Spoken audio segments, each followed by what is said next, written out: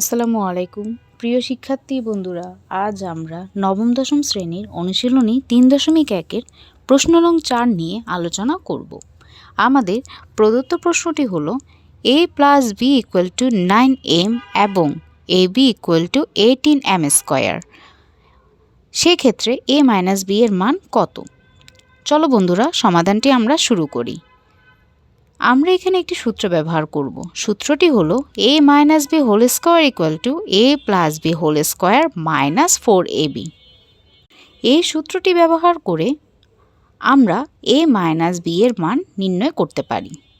প্রথমে a plus b এবং ab এর মান দেওয়া আছে। a plus b equal to 9m এবং ab equal to 18m square.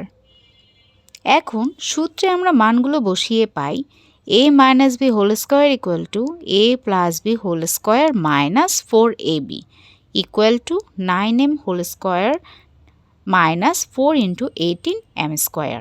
এখন আমরা a প্লাস b এবং ab এর মান বসিয়েছি equal to 81m square minus 72m square equal to 9m square. এখন a মাইনাস b এর মান পেতে উভয় পক্ষের বর্গমূল করে নিই।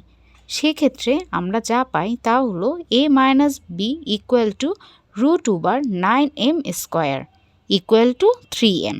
যেহেতু a এবং b এর মান সম্পর্কে কোনো তথ্য দেওয়া নেই, তাই আমরা ধনাত্মক মানটি ধরে নিলাম। অর্থাৎ আমাদের ফাইনাল আনসারটি হচ্ছে a minus b equal to 3m। ধন্যবাদ বন্ধুরা, আশা করি তোমরা বুঝতে পেরেছো।